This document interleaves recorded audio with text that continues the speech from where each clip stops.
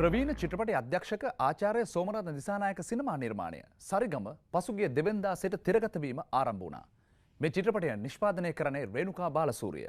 ඒ වගේම අෂාන් ඩයස් සමගින් පූජා උමාශංකර් ප්‍රධාන රංගන දායකත්වය ලබා දෙනවා.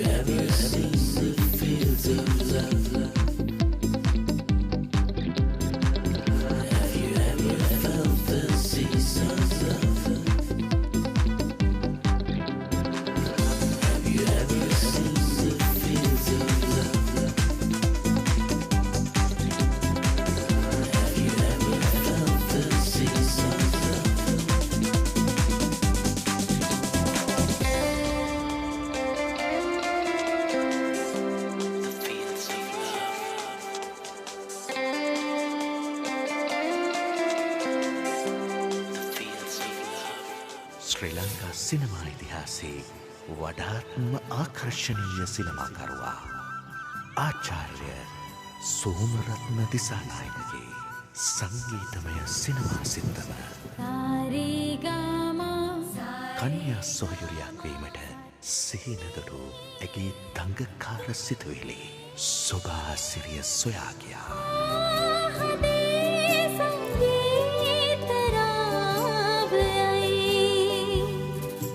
සරිගම බලලා මටත් මං හිතන්නේ කවදාකවත් සින්දු කියන්නේ නැති වුණාට සින්දුවක් කියන්න හිතෙනවා. මොකද මං හිතන්නේ සිංහල සිනමාවට අලුත්ම නැවුම් අත්දැකීමක් සෝමරත්න දිසානායකගේ මේ චිත්‍රපටයෙන් ඉදිරිපත් කරලා තියෙනවා. හුඟක් කාලයකට පස්සේ හිතේ ආසාව යන හොඳ චරිතයක් ලැබුණා. මේ චිත්‍රපටයේ අද සුපිරි චරිතය. ඒ වගේම නිර්මාණය ගැන කියනනම් මම ඒ චරිතය රඟපාපු කෙනා හැටියට නෙවෙයි. මං රසිකයෙක් හැටියට ඇත්තටම පුදුමාකාර විදිහට රස වින්දා. මම හිතන්නේ සිනමා නිර්මාණයක් වුණාම මේ වගේ තමයි තියෙන්න ඕනේ. يعني අපේ රටේ ලස්සන මේ ඒ රූපරාමි වල ලස්සන මේ කතාව, ඒ සුන්දරකම, ඒ තියෙන හරි ආදරේ හිතන ගතිය මං හිතන්නේ මේ වගේ තමයි තියෙන නිර්මාණයක් වුණාම. මං හිතන්නේ අපේ සිනමාව වෙනම නව මානයකට ගෙනියන චිත්‍රපටයක් කියලා මම හිතනවා. මේ කතාව අපිට සමීප බවක් දැනෙනවා. නමුත් ඒ ලාංකිකකරණය කරගෙන තියෙනවා සෝමරත්න ඊටාම විශිෂ්ට විදිහට. මට මෙතන දැනෙන වැදගත්ම දේ තමයි අපේ දේශීය සිනමාව තුළ අපිට හැකියාව තියෙනවා ලෝක ප්‍රමිතියේ චිත්‍රපට හදන්න. දැන් මේ චිත්‍රපටයේ අධ්‍යක්ෂණය, කැමරාකරණය, සංගීතය, පසුතල දර්ශන මේ එකක්වත් මම හිතන්නේ අපේ ජාත්‍යන්තර සිනමාවේ දකින දේවල් වලට පොඩ්ඩක්වත් පිටුපසින් නැහැ. ඉතාම ඉහළ තාක්ෂණික මට්ටමක තියෙනවා. ඉතින් මේ තුලින් චිත්‍රපටයේ ආකර්ෂණය වගේම අපේ රටේ සිනමාව පිළිබඳ අලුත් හැඟීම් ඇති කරගන්න, අපිට නව මානයකට යන්න, අපට සිනමාව ලෝක ප්‍රමිතීන්ගේ මට්ටමින් කරන්න පුළුවන් කියන දේ මේ චිත්‍රපටයේ පෙන්ලා තිනවා. මම පුංචි කාලේ අර කඳු වැටියේ උස ගහකට නැගලා ගහකට නැගලා ඇය ගසුත් නගිනවා ගෙඩිත් කඩනවා බිමත් දමනවා අපිත් කනවා. මෞස්සෙනෙහස අහිමි දඟකාර දරුවන් 7 දෙනෙක් දරදනු පාලකෙක්. ළමයි සෙල්ලම් කරන්නේ. මගේ ළමයි සෙල්ලම් කරන්නේ නෑ. යාළුවා මාච් කරනවා ඩ්‍රිල්. මම කියන විදියට වැඩ කරනවා මිසක් මගෙන් ප්‍රශ්න කරන්න අයිතියක් නැහැ. හොඳයි දූල පුතාලා. දුවල පුතාලා අපි දුවල පුතාලා නෙමෙයි අපිට නම් තියෙනවා. ආවත්ම ලස්සනයි. උරේෂාගේ කටහඬේ තියෙන මිහිර, එඩ්වර්ඩ් අයියාගේ කටහඬේ තියෙන මිහිර, සිළු දෙනාගේම ගායන ඉතාමත්ම ලස්සනයි. ඒ වගේම මම එක දෙයක් කියන්න ඕන, සෝමයා රේණුකාකා කියන්නේ නිර්මාණයක්, සිනමා නිර්මාණයක්, ටෙලි නිර්මාණයක් කරොත් ඒ ඉතාමත්ම සාර්ථකයි. උන් හොඳටම දන්න ප්‍රේක්ෂකයව කොහොමද ග්‍රහණය කරගන්න ඕන කියලා. ඉතින් ඒ නිසා හොඳින් ග්‍රහණය කරගෙන තියෙනවා. පූජා එක්සලන්ට් ඇක්ට්‍රස්. අතරම හරිම ලස්සනට ඇක්ට් කරලා තියෙනවා. කැප්ටන් ගොඩක් ලස්සනයි. විශේෂයෙන්ම කියන්න ඕන මේ චිත්‍රපටයේ තියෙන විශේෂත්වය පූජාම ඩබ් කරලා තියෙන එක ෆිල්ම් එකට ලොකු ආලෝකයක් ලැබිලා තියෙනවා. මම මගේ දෙවියන් සමග මම මගේ ජනතාව සමග අසල්වසිය මම මගේ ස්වභාව ධර්මය සමග සහ මම මා සමග මේ සම්බන්ධතා හතරම කතා කරන චිත්‍රපටයකට එහා ගිය මහා පුදුමාකාර කලා නිර්මාණයක්. ඒ වගේම ආදරයේ තියෙන බලය අපි හැමෝටම දැනෙන විදිහට කතා කරපු මහා පුදුම චිත්‍රපටයක් ගැන මම ආස නැහැ. චිත්‍රපටයකට වඩා එහා ගිය කලා නිර්මාණයක්. සරිගම චිත්‍රපටය මම හිතන්නේ මේ සෝමරත්න දිසානායක මහතාත් එක්ක මම වැඩ කරපු පළවෙනි අවස්ථාව මේක. ඉතින් සරිගම වගේ සුවිශේෂී චිත්‍රපටයකට ගායනෙන් දායක වෙන ලැබීම මම හිතන්නේ මගේ සංගීත ජීවිතෙත් එක්තරා සම්දිස්ථානයක්. මොකද මේ චිත්‍රපටයේ ප්‍රධාන චරිතය රංගපාන පූජා වෙනුවෙන් මරියා කියන චරිතයට මමයි ගීත ගායනයෙන් එක්වන්නේ.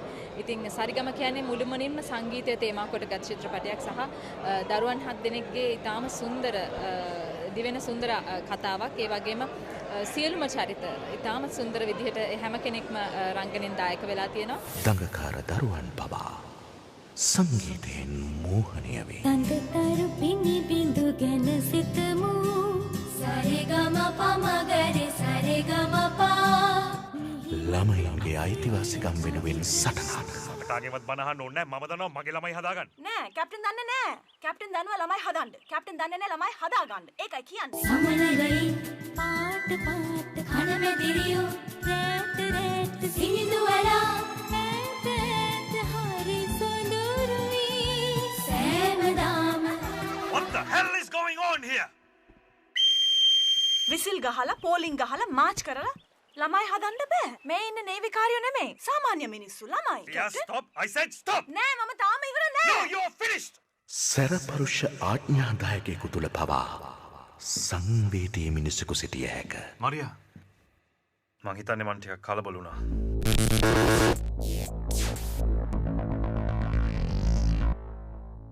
අනේ ඩාර්ලින්. මොකද උනේ? හිර වුණා. කොහෙද හිර උනේ? සදුන් අයියාගේ දත්වල.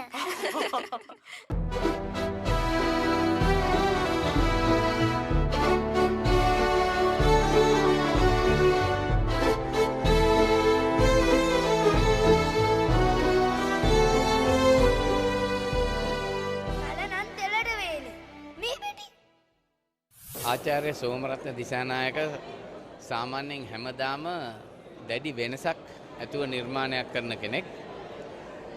මේක දැන් අපි පුංචි කාලේ බලලා තියෙනවා චිත්‍රපට සංගීතමය චිත්‍රපට කියලා ගීත ගොඩක් සහිත චිත්‍රපට. දැන් මේවා සංගීතමය චිත්‍රපට වෙන්නේ කොහොමද කියන එකත් ගැටලුවක් වෙනවා සමහර වෙලාවට. මම හිතනවා මේක හරිම සංගීතාත්මක චිත්‍රපටයක් සරිගම. හරියට සිනමා කාව්‍යයක්. මේ කාව්‍යයෙන් උපන් සිනමාවක් වගේ මම දැක්කේ. මම දෙවනි වතාවට බැලුවේ අද මේ මීඩියා රිලීස් එක බලමු ඊට කලින්. ඉතින් මට බලන්න ඉතින් හරිම සන්තෝෂයි මේ වගේ චිත්‍රපටයකට සම්බන්ධ වීමට ලැබීම ගැන. මේකේ සෝමරත්න දිසානායක මහත්මයාටයි රේණුකා බාලසූරිය මහත්මියටයි ගොඩක් ස්තුතිවන්ත වෙන්න ඕනේ මම මේ චරිතයට ගත්ත එක ගැන.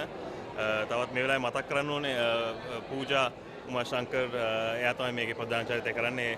එයා නිසා මට මේ කැප්ටන්ගේ චරිතය කරන්න ලොකු උදව්වක් වුණා. ඒකයි ඒ පොඩි පැටවු ටිකත් එක්ක වැඩ කරන්න ලැබීමත් ලොකු භාග්යක්. සරිගම චිත්‍රපටයේ ඕලුගේ චරිතය තමයි මම නිරූපණය කරන්නේ. ඕලු කියන්නේ පවුලේ වැඩිමහල් දියණිය. ඒ වගේම ඕලු කියන්නේ ආදරණීය චරිතයක් වගේම දඟකාර, විසේකාර, ආදරේ බලාපොරොත්තුවෙන් ඉන්න යෞවනයේට පාතබන් ඉන්න පුංචි ගෑනු දරුවෙක්. ඉතින් මම මේ වෙලාවේ විශේෂයෙන්ම ස්තුතිවන්ත වෙනවා සෝමරත්න සර්ටත් රේණු මැඩම්ටත්. සරිගම සිරිපැරකුම් චිත්‍රපටයේ කළුවෙතනගේ චරිතයට වගේම සරිගම චිත්‍රපටයේ ඕලුගේ චරිතයට මා විශ්වාස කරලා මගේ දක්ෂතා දැකලා මාව තෝරගත්තට. කැප්ටන් ඉන්නේ මරියට ආදරෙන්. හා? මරියා ඉන්නේ කැප්ටන්ට ආදරෙන්. ආදරේ කියන්නේ මොකද්ද කියලාවත් මට තේරෙන්නේ නැහැ. මම කොහොමද ඔබ දන්නේ? බලන්න ඔබ ආමග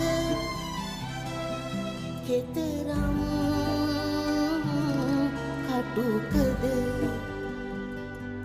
කෙතරම් සුඳුරුද